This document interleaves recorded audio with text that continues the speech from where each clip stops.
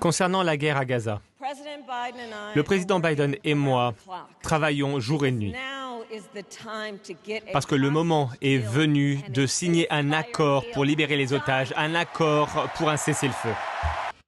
Voilà, c'est ici, c'est à partir de cette partie que je filme. Et c'est ici que vous vous rendez compte que c'est un mensonge. Tous les sondages qui sont faits à propos de cette dame. Parce que vous êtes en train de voir que c'est la continuité de Biden. Il n'y a aucune rupture. Elle vient de dire que pour Gaza, elle travaille avec Biden. Pourquoi? Pour libérer les otages, pour un cessez-le-feu. Que je sache, jusqu'à maintenant, la majorité des otages israéliens sont récupérés en vie. Et les gens qui souffrent le plus de la situation sont les Palestiniens. Mais vous venez de voir dans sa liste de priorités, c'est de libérer les otages israéliens. Non pas de sauver ce qui est un génocide, le massacre des femmes et des enfants à Gaza, non. C'est de faire libérer les otages. Et ensuite, non pas de faire la paix et de permettre à Gaza, à ces gens qui n'ont plus rien, qui vivent sur des ruines, de respirer un peu, non. De leur proposer un cessez-le-feu. Alors que l'on sait quel a été le résultat du premier cessez-le-feu que Gaza a bien voulu signer avec Israël. Et maintenant, quand vous attendez ça, et que vous savez que Joe Biden, s'il était en ballottage défavorable dans les sondages, c'était principalement à cause de son soutien à Israël, vous attendez cette dame qui vous dit qu'elle va faire exactement la même chose. C'est que Joe Biden, Blinken ont fait, elle va continuer ça. Mais dans les sondages, comme par hasard, alors que je vous ai déjà démontré que chez les Noirs, elle ne fait pas l'unanimité, chez les Latinos, elle ne fait pas l'unanimité, elle continue à garder les mêmes positions que Joe Biden. Soudainement, la dame est devenue favori pour gagner les élections. Dites-moi comment ça se fait. Donc les gens qui ne sont pas pro-guerre, qui sont contre l'administration Biden, qui sont contre ce qui se fait à Gaza, ils sont passés où ces gens-là? Est-ce que ces gens-là sont questionnés? Est-ce que ces gens-là sont sondés pour faire les sondages qui, de tous les jours, lui rajoutent des points pour battre Trump? Et une chose que j'avais notée et que je vais aussi les placer ici, pour que vous voyez, c'est ceci. Sur ces 3 chaînes télé, ABC, CBS, NBC, 80% du temps, ils parlent de Kamala Harris en bien et 89% du temps, ils parlent de Donald Trump en mal. Et c'est exactement ce que je vous avais dit par rapport à Trump. On ne laisse pas la place à Trump, on ne dit pas une chose de positif à Trump, on a complètement évacué la tentative d'assassinat qu'il a subi, quoi que ce soit des écrans. Tous les jours, on le diabolise. Et tous les jours, on enjolive Kamala Harris. Voilà comment on essaye de faire changer la perception pour faire croire que Kamala Harris est favori des sondages. Et c'est exactement ce qu'on faisait à la France Insoumise ou à des gens comme François Asselineau sur les chaînes télé de CNews et de BFM TV. Les gens dont on ne voulait pas, ou les gens dont on ne voulait pas attendre la parole, on leur mettait à des moments où les gens ne regardent pas la télé. On consacrait les prime time aux sujets d'extrême droite ou aux invités d'extrême droite. Revenons ici.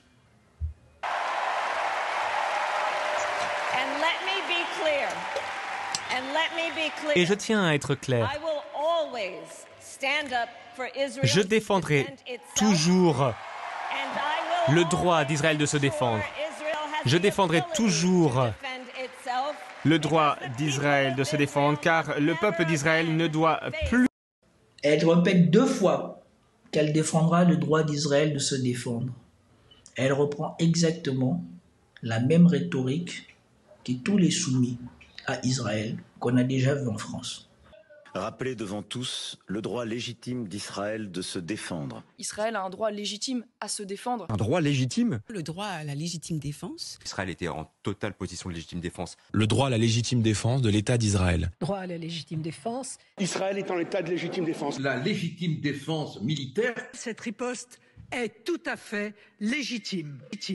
The right of self-defense can be invoked when a state is threatened by another state, which is not the case. Israel has not claimed that that has been threatened by another state. It's been threatened by an armed group. Qualify it the way you want, but it's an armed group within the occupied territory. Israel cannot claim the right of self-defense against a threat that emanates from the territory it occupies, from a territory that is kept under belligerent occupation. Not only this exists in the jurisprudence of the ICJ in general, it's also been said in the case of the occupied Palestinian territory. Donc vous-même, regardez ce discours à la lumière de ce que vous savez déjà des réactions que ce discours provoque. Maintenant, posez-vous la question comment une telle personne arrive à passer devant Donald Trump dans les sondages.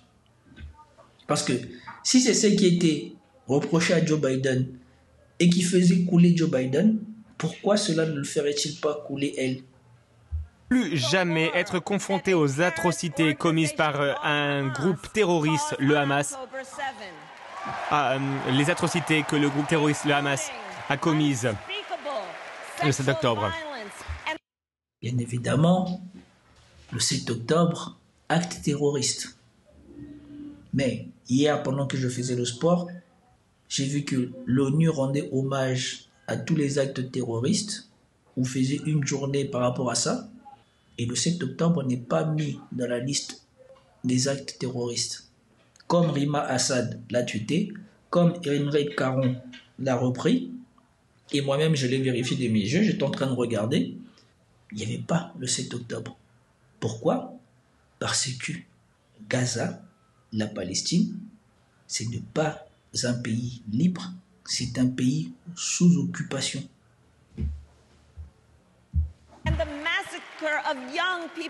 Le massacre de personnes lors d'un festival de musique ne doit jamais se reproduire. En parallèle, ce qui se passe de... Regardez la chose qui m'énerve le plus. Le massacre de jeunes gens lors d'un festival de musique ne doit plus arriver. Par contre, le massacre des enfants, des bébés dans les écoles, dans des hôpitaux, dans la rue, dans des camps des réfugiés, là, par contre, quand on va parler, on ne va pas rentrer dans le spécifique pour montrer la monstruosité de ce qui est fait par Israël. Mais par contre, pour parler de ce qui a été fait le 7 octobre, là, on rentre dans le spécifique. Ils ont été tués pendant un festival de musique, pendant qu'ils prenaient plaisir, vous vous rendez compte, c'est monstrueux. Mais ces chèvres-là de Palestiniens qui, pendant qu'ils sont bombardés, pendant qu'ils sont dans des camps de réfugiés, pendant qu'ils sont dans des écoles, eux sont sûrement en train de prendre du plaisir à fomenter quelque chose avec le Hamas. C'est pour cela que on doit juste les bombarder. On doit voir comment est-ce qu'on va leur proposer la paix. Depuis 10 mois à Gaza est tout à fait déchirant. Tant de vies innocentes ont été perdues. Ben oui, pour les Palestiniens, c'est tant de vies. C'est pas les circonstances, le comment, quoi que ce soit. Non, c'est tant de vies. On déshumanise complètement les Palestiniens pour ne pas accabler Israël, pour ne pas montrer que ce que fait Israël, c'est monstrueux. Il fallait bien préciser les actes qui ont été faits par le Hamas pour montrer que ça, c'était la terreur. Mais ce que fait Israël, non. C'est du dommage collatéral. Tant de vies fauchées sans faire exprès. Des personnes désespérées, affamées, qui fuient pour trouver la sécurité. C'est tout à fait déchirant de voir autant de souffrances. Le président Biden et moi travaillons pour mettre un terme à cette guerre afin qu'Israël soit sécurisé, que les otages soient libérés, que les souffrances à Gaza... Et écoutez bien comment il dit.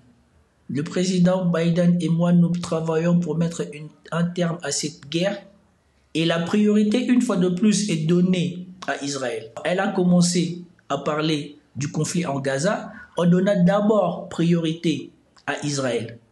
Que Israël était victime d'actes terroristes. Que cet acte terroriste ne doit plus recommencer.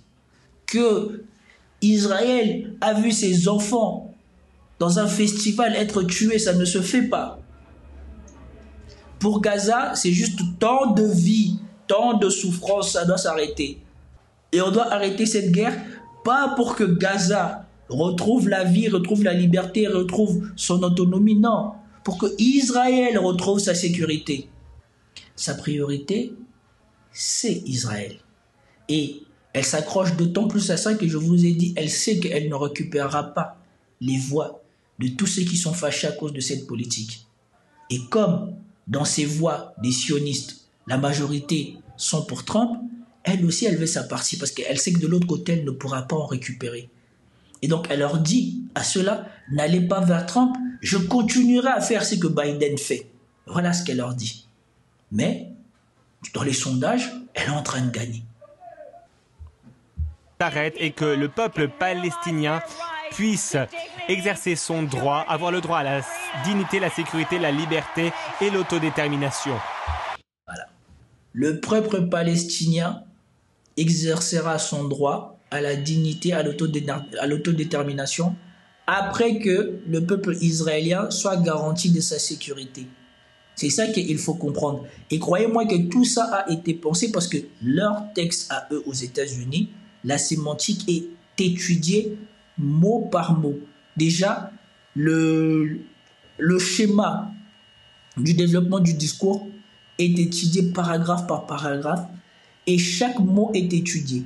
Et croyez-moi que si on a pris le soin de mettre d'abord les préoccupations d'Israël au-dessus des préoccupations des Palestiniens, c'est bien pour vous montrer que la priorité ici, ce n'est pas la paix, ce n'est pas Gaza, ce n'est pas les civils, c'est d'abord que Israël soit assuré que nous serons toujours là pour le défendre et que Israël soit assuré de sa sécurité avant que Gaza ne puisse avoir droit à quoi que ce soit.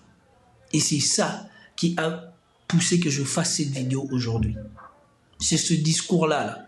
Parce que dans les médias français ou dans les médias internationaux, on veut nous faire croire qu'il y a une rupture entre elle et Biden. Parce qu'ils savent aussi que sur le point international, à part dans les pays d'Occident et même, personne n'est d'accord avec ce qui se passe à Gaza et surtout avec l'incapacité ou la complicité des États-Unis avec Israël.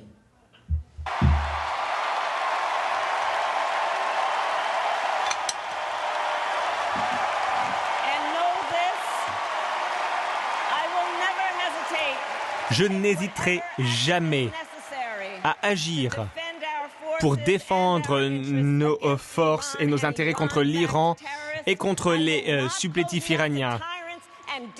Je ne me rapprocherai pas des...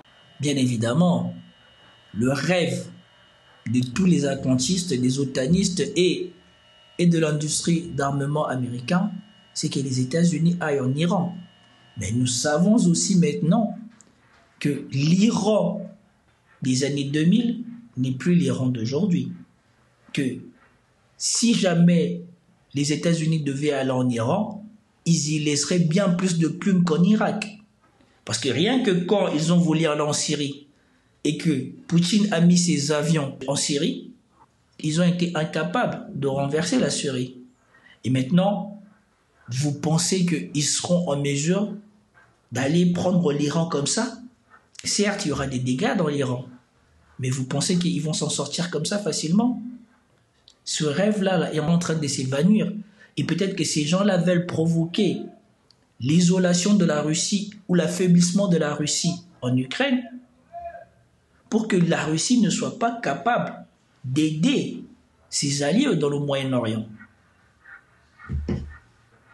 Des tyrans comme Kim Jong-un qui soutient Trump.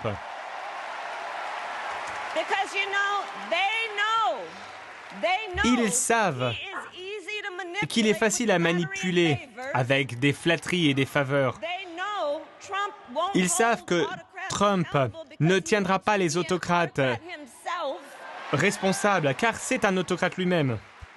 Voilà le problème. Effectivement, les autocrates sont forts parce qu'ils dirigent leur pays d'une main de fer. Et Trump avait des bons rapports avec des autocrates parce qu'il parle le rapport de force. Voilà pourquoi au sein des dirigeants occidentaux et de dirigeants woke comme elle, Trump paraissait un homme fort. Et ils ne veulent plus que les gens voient des hommes forts. Bien au contraire, on est en train de plébisciter une femme woke, pro-OTAN, pro-guerre, pour même pas les intérêts des États-Unis, mais pour les intérêts de quelques-uns, à devenir président des États-Unis. Et donc, ce discours vient illustrer ici tout ce que je vous ai dit sur cette chaîne. On va essayer de couvrir tous les maladresses de cette dame et on va essayer de faire croire aux gens que c'est une rupture et qu'elle apporte quelque chose de nouveau par rapport à Joe Biden, alors que c'est une personne d'une intégrité encore plus basse que Joe Biden et qui n'a démontré aucune compétence politique majeure depuis qu'elle est rentrée dans la politique ou surtout depuis qu'elle est vice-présidente. En face, qu'on l'aime ou qu'on l'aime pas, Trump, il a un bilan. Son bilan économique, les Américains ne s'en plaignent pas parce que même les démocrates ont fait de l'argent. Même les plus pauvres ont fait de l'argent. Les Noirs ont fait de l'argent. Et les États-Unis n'ont été en guerre avec personne. Vous pouvez dire tout ce que vous voulez, les faits sont là. Donnez-nous 3 faits majeurs de politique intérieure et 3 faits majeurs de politique extérieure de Kamala Harris pendant sa présidence. Vous le voyez bien, son bilan, c'est qu'elle va faire la même chose que Joe Biden. Pour lui attirer des faveurs de tout le monde, on a essayé de nous faire croire que soi-disant, elle n'allait pas s'aligner sur les positions de Joe Biden en Israël. Mais là, apparemment, elle a été recadrée, puisque maintenant, elle vient vous montrer ici sa soumission à Israël, sa continuité pour la guerre en Ukraine. Et donc, cette vidéo n'était pas prévue aujourd'hui, mais en voyant ce que j'ai vu, je me suis dit, on ne peut pas laisser passer ça, il faut qu'on en parle, il faut que j'en parle. Donc, c'était tout pour la vidéo d'aujourd'hui, j'espère que vous avez apprécié. Si vous avez apprécié, commentez, likez, partagez, et je vous dis à plus tard. Peace out.